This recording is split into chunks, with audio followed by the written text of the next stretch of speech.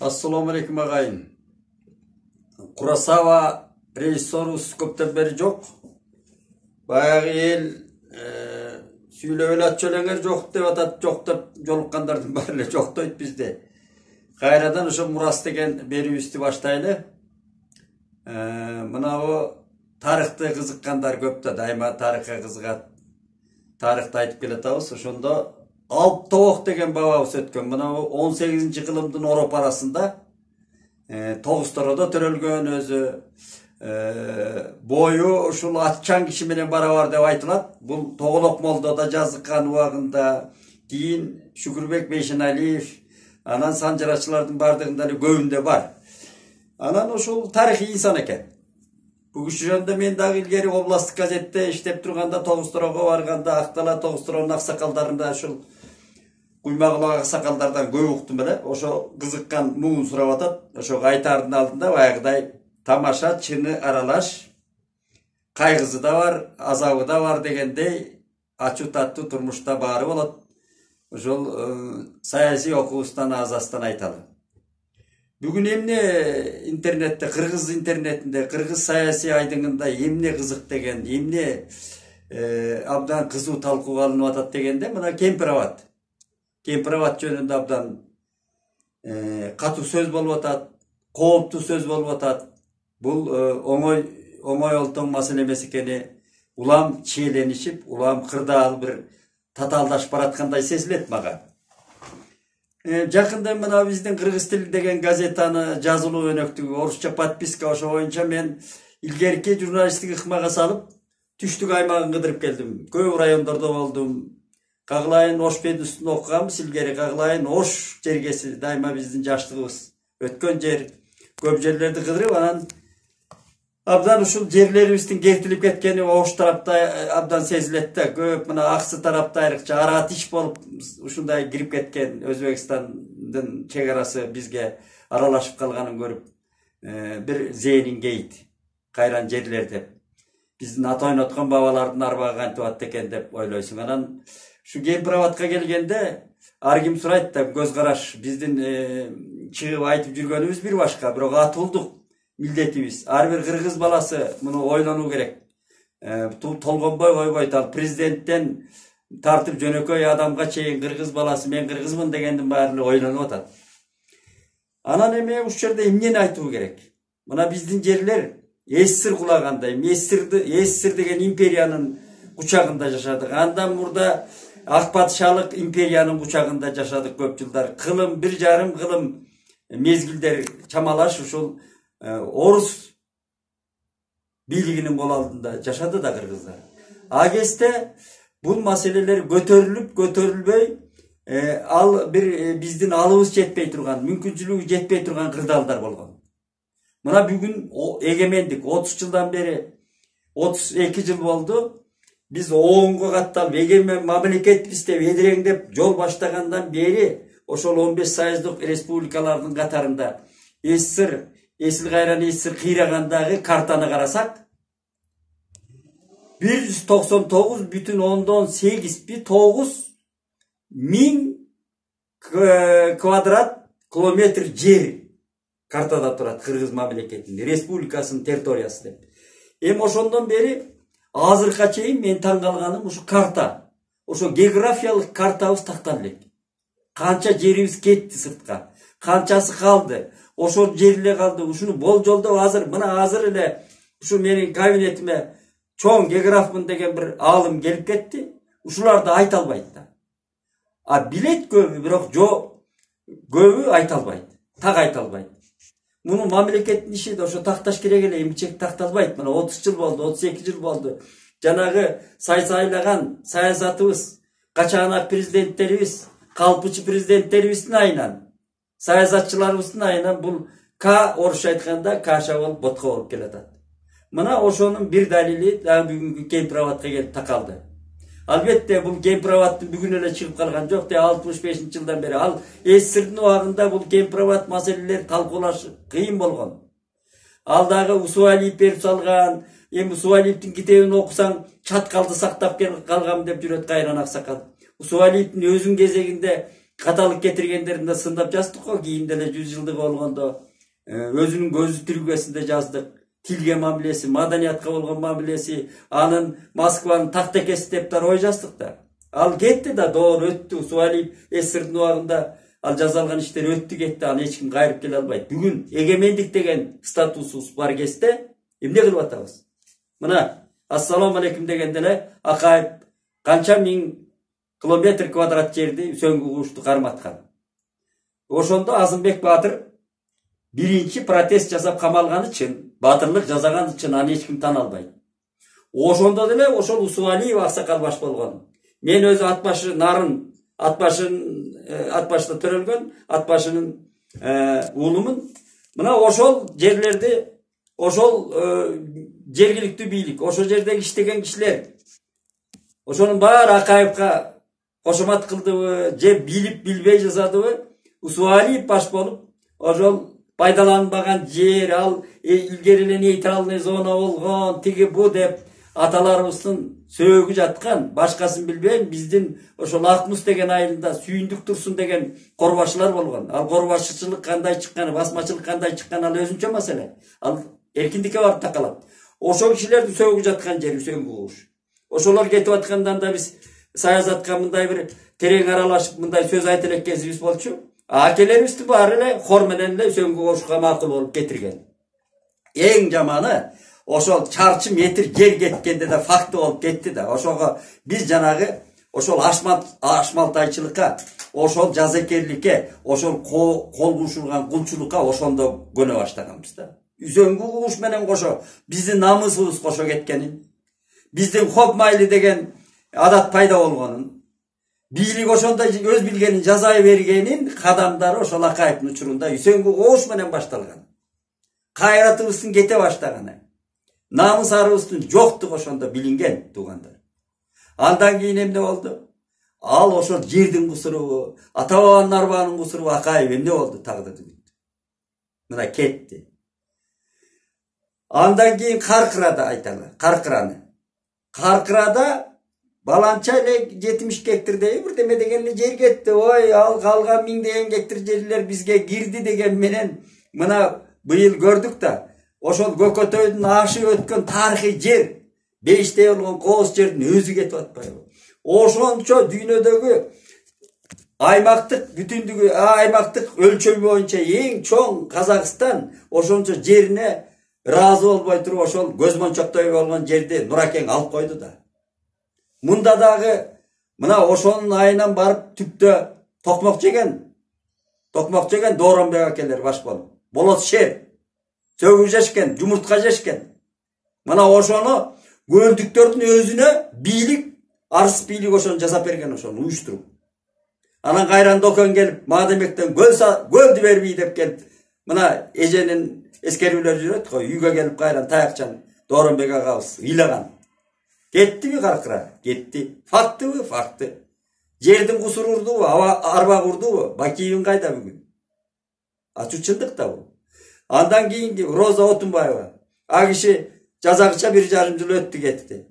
Андан кийин Атамбаев жер берген жок, албетте. Бирок мыкты проектлерди, долбоорду залогко коюп койгон деп мына өкмөт башчы Акылбек Жапаров айтпадыбы сессияда? Датка кеминде альтернативный жолду тести күрөөгө койгон, эгер карызыбыз төлөй албаса Кытайлар алат деп турат. Бул коркунучтуу. Бүгүн Алмазбек мырза абакта жатат. Эми Кемпироватын алды кетет деп атат. Бийлик бардыгын ошого ынандырып атат, көндүрүп атат. Макул дейли. Бирок бир нерсени унутпасак, эл бекеринен чыркырабайт, жергиликтүү эл. Ошону көргөн эл, башынан далайды өткөргөн эл. Модехан деген тарыхта калды, Ал биздин бабабызбы же кыйыр бабабызбы кандашыбыз болгон. Модехан элдин тынчтыгы, жердин тынчтыгы үчүн күлүк атын берди душманга. Кыскартып айтайын. Аялын берди, көзмончок, көрөр көз сулуусун берди. А жерди сураганда берген жок да, кылычты алды. Эми согушабыз деди. Модехан тарыхта калды согушуп. 1 метрин жерин бербей. Атаңдан калган жер эмес. Эч кимиздин жеке атабыздан калган жер эмес да. Бүтүндө кыргыз, ак калпак кыргыз сынган бутун канжыгага байлап чабышып жүрүп алып калган кез. Эч кандай ШОС, ООН уюмдар жок кезде. Бүгүн ООН турат, ШОС турат, КМШ биримдиги турат, Евроазия турат, бүткүл дүйнө карап турат. Биз корко турган азбыз же куралыбыз жок деп корко турган акыбалда эмес кыргыз эли. Кыргыз эли да батыр эл. Курал болот, күч болот. Эгер биз биримдиктүү болсо, кайратыбыз болсо, намысыбыз болсо, эртең күндү ойлосок. Мына мен карап отурсам, ошол берилген жерлерге ким жооп берет деген суроо туулат да. Бир гана президент жооп берет экен. Падыша жооп берет экен, тарыхта ушундай. Хандар гана жооп берет, жеке керт баш менен. Башка эч ким жооп бере албайт. Ал бир кезде тиги парламент кол коюп койгон деп Адаханды күнөөлөсөк, же эртең Ташиевди күнөөлөсөк, алар жооп бербейт. Ошол президент гана жооп берет экен, же хандар, бектер, же падышалар, элдин башында турган киши гана жооп берет. Ушуну унутпашыбыз керек да. Керт башы менен жооп берет. Арбак алдында дагы, мыйзам алдында дагы, эл алдында дагы. Ошон үчүн буну абдан бир адистер бар. Ошол Акаев заманынан бери биз улууларды унуттук да.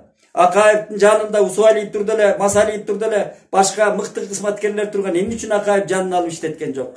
Бакиевдин жанында да ошондой кишилер бар эле. Алар андай адистерди, чыныгы ошол илгерки иштеп жүргөн кишилерди, мындай орусча айтканда, честный, акыйкатчыл адамдарды колдонгон жок да. Дайыма жагын посттор ороп келди биздин чоңдорду, президенттерди. Ошонун айы ушуга келип атат. Азыр абдан кооптуу. Бул кооптуулук бүткүл дүйнөдө болуп атат. Кыргызстан эмес, мына славяндар эмне болуп атат. Бүткүл дүйнө эмне болуп атат. Биз ошол өзүбүздүн асыл мекенибизди сактап калуу үчүн муну абдан бир терең ойлонуп, абдан караш керек, шашпаш керек буга. Бул чатак маселе. Мына өзбек досторум бар, мен сүйлөшүп атам аларда деле. Андай бул кооптуу маселе, өтө кооптуу маселе. Ошон үчүн азыр шашпаш керек, туугандар. Биз чайпалып, биз кубалашып, биз бири-бирибизди камап, жалкыдай эле болду. Кыргыз эли жалкты мындан. Көңүлү калды кыргыз элинин. Мен эл арасында жүргөн кишиге катар тополоңду каалабайт эч ким. Тыш жасагысы келет. Мына эми курсагыбыз топ, кийин бүтүн деп келатканда дагы шамалдабашыбыз керек. Муну абдан президент жерге түшүп, бардык жетекчилер столдун тегерегине отургусуп, оппозиция Банастын убагында да оппозиция болгон. Улуу Банастын убагында да. Улуу көчмөн доордо да оппозиция болгон. Оппозиция ага менен суудай керек, бийлик үчүн керек ал. Жагын посттордон миңинен өйдө турат бир оппозиция. Бир Мадумаров, бир Азымбек Мырза, эми бири-бирибизди чукайлап койгон, алардын да кемчилиги бар. Бирок өйдө турат, миң жагын посттон бүгүн Мадумаров, мүмкүн Азымбек, мүмкүн башкасы өйдө турат. Чындыкты айткан киши өйдө турат. Ошон үчүн ошол жагын бир карашыбыз керек. Баарыбыздын жүрөгүбүз, ал Кемпирабад менин да жерим, сенин да жериң, кыргыздын жери. Баткендин согушунда ошол жерге чейин барып келдик, көрдүк. Эл качканын, жеринен качканын кандай болот. 16-жылды унутпайлы туугандар. Мына биздин жаратыбыз, али жаратыбыз таңылуу койдон. Биз айгып кетелекпиз. А дүйнө да коо калаң. Ошон үчүн абдан бир терең ойлонушубуз керек. Эми дагы бир саясий окууда кошо турган сүйүнүчтүү маселе айтайынчы. Өткөндө мына мен парк түштүк дарбазасынан көп, мына Замир дос экөөбүз көп репортаж бердик ошол жерден, жайлата. Ошол жерге курулуп аткан Азербайжан Гейдар Алиев атындагы парк бүттү жакында. Президент Гейдар Алиевдин баласы азыркы президент Илхам Алиев келди. Абдан андан кийин барып мен шашпай көрдүм ошол жерге. Мына Европа жыттанат мындай айткандачы. Ошо парктан. Европанын көрүнүшү да абдан сапаттуу, абдан башкача, ыңгайлуу, сонун курулуптур да. Эми бизде берки жанаша турган парк, аркы даяр турган парк, биз какшап туалет курдура албай жүргөн. Эми Абдыкадыров доско канча кайрылып. Эми тиги жерге барып ошондон үлгү албай, ушул мына Азербайжандар жасаган эле парктан үлгү алалчы, ал тети Бакуну кой. Мына Душанбе, Ташкент, бул Алматыны кой, эми Астана деген ал европалык деңгээлдеги. Ушуларды көрүп намыстанып биз парк салганда эле ушул мына Гейдар Алиевдин паркынан Эмил Мырзага айтар элем, кайра барып бир дагы көрчү. Mına park salганды көрчү ушул жерде. Кандай сапаттуу жасашты көрчү. Лопаткалар көтөрүп жүрөт биздин мына кураган жумушчулар, жол жумушчулары баягы илгерки газ 52 деген чыкпай калганда 50 жыл болгон машиналар менен тарактап көчөдө жүрөт. Бул бир карасаңар болбойбу? Мына жол транспорту унаасы эмне болуп атат? Таракандар деп кыйкырып атабыз эми. Жок, дайыны жок, автобустан дайын жок. Мына балдар курап бүттү го көчөдө. Анан ушу паркты көрүп сүйүндүк да, ушундай бир жаңы жишаан келип, мектепти куруптур мына 7-чи микрорайондо. Абдан сонун. Мына ушулардан үлгү алып, өзүбүздө чыйыр алып бир жакшы акча бар экен, айлык көбөйүп атат. Мамлекет ал жагынан дурус. Жаман эмес дейли. Эми ошолор тез кабыл алып, тез үйрөнүп кетсек жакшы болот эле да. Кайры эле имерип эле баягы эле саясатыбыз, баягы эле жер талаш, баягы албетте мына тажикстер кайрадан камданып атат деп, эми шоораты башталды, шамалдай баштады кайрадан. Ал дайыма күн тартибинде тура турган. Аны эч ким орусча айтканда спокойт эте албайт. Ал күн тартибинде турган маселе. Эртеңби, түнбү ал душман жер талаш деген улана бере турган нерсе. Ал биз күчтүү болуп, ынтымактуу болуп, ошол жерге күчүбүздү кое алсак гана сакталып кала алабыз. Анан эми Алп Тобок деген бабабыз жөнүндө сурап атпайбы жаштар? Алп Тобок деген атчан киши менен теңдеш эле дейт бою. Мына мыкты санжырачылардан да О2да уккан, мен Тоголок Молдобаш болуп жазып кеткен, жакын Тоголок Молдо ошо доорлорго улай жазган киши да. Бул кишинин бир эрдигин айталы. Өзү жөө жүрчү экен. Акылы да тунук киши экен, өзү алып болгон менен. Абдан кыймылдуу болгондо жөө жүргөн. Бул кишинин бир эле куралы болуптур. Ушул жип алып алчу экен, жана жаага тартыла турган бир жип болот экен, ошо жааны ал каалаган жеринен кестигин алып, бычагын алып туруп, талдын же четиндин ылайыктуу кесип алып туруп, анан ийип туруп эле жипти байлап туруп эле, анан учуна темирди бекитип, анан жаанын обунда жыгачтан жасап эле, керек кезде токойдон же баягы оттоко түшкөн кийикти карап туруп эле керектүүсүн атып алып, ошо бир кийиктин этин жеп, кере бышырып, кактап жечү да илгери. Ташкордо деп жечү. Анан калганын өзүнүн жамбаштыгы бар экен, куржуну. Чийкисин бышыгында салып алып, каалаган жерде жеп, өзү алып болгон үчүн бул киши кийикте өмүр өткөргөн экен. Элден оолак. Өзү да мүнөзү ошондой болуп калган экен. Анан кыскартып айтканда Жамболот деген эл башкарган баатыр болгон, бул саяк уруусунан да, ошо Тогусторо Акталаана. Ал киши аң улап жүрүп, мына арпа, Аксай деген арпадан бир саякатчыларга окшогон кишилерге жолугуп калат экен ошо кездерде, ошо доорлордо. Ал Кытайдын императорунун баласы жер кыдырып жүргөн кез экен. Ошондо жигит жалаңдары менен, баягы камдуу да чатыр тиги бунусу менен жер көрүп, баягы жерге куштарланып, өзүнүн Кытайдын баягы чалгындарын алып жүргөн капыстан жолугуп алып, Жамболот баатыр абдан баягы тың эме куралчан жигиттер менен жүрөт да. Капыстан кагыша кетип, ошол императордун баласын жайлап салган экен Жамболот. Анан Жамболот баатыр качканы качып, Кытайлар бар, анан императорго айтканда, Кытай атайын даярдалган аскерин бөлүгүн жиберип, Жамболот баатырды баласы менен кармап кетет да. Мына Тогустородон бу Жумгалдан бир жерден кармап кеткен экен. Аң улап, ээндеп жүргөн жерлерде алар да ошондой чалгындар иштеген. Сөздүн кыскасы, анан ошол Жамболот баатырды бошотуп алыш үчүн ошо кезде Атеке баатыр айтылат. Атекенин доор болгондо 18-чи кылымдар. Ошолордон кат жөнөтүп Кытай императоруна, биздин кыргыз бийлиги, биз кыргыз бийлиги хандыкка бир чачыранды да ар кайсы. Ошол билермандардын катын жөнөтүп, тартуусун жөнөтүп жооп ала албаганда эми кандай болот? Жылдар өтүп атат. Катын баласы ыйлап атат, Жамболоттун туугандары. Анан ошол Алп Тобок, анан мен барайын инимдин. Кыйык тууган экен, анан мен барып билейин деп, анан ошо жалгыз жолго чыгат экен кайран киши. Ошо даярдыгы жанагы кийими, өзү болгону жөө жүргөн. Ошондой арыштап жүргөн киши экен, желе жорто жүргөн. Ушундан жүрүп анан Кашкарды кыйга өтүп, Пекин деп баратат да, бул Кытайдын борборуна баратат. Анан жанагы Кытайдын чөлү, Лопнор көлүнүн биягы тоо тараптагы чөл, Гоби чөлү деп айтылат, кайсы чөл деп айтылат, ошо чөлдү кыйгап, бул кербендердин изи менен жана улуу жибек жолунун жолу деп айтылат. Ошол из менен жүрүп отуруп анан жолдон бир кербендерге жолугат экен, уйгур кербендери, кашкарлык. Ошолордун төбөсү кум жана саз сыяктуу сормо кумдар болчу экен чөлдө. Ошондой жүктүү төөнү кум соруп аткан кезде үстүнө чыгып тиги кыйкырып өкүрүп баары ала албай атканда алып тобогонун аркан менен тиги төөнү жалгыз эле сүйрөп чыгат экен да.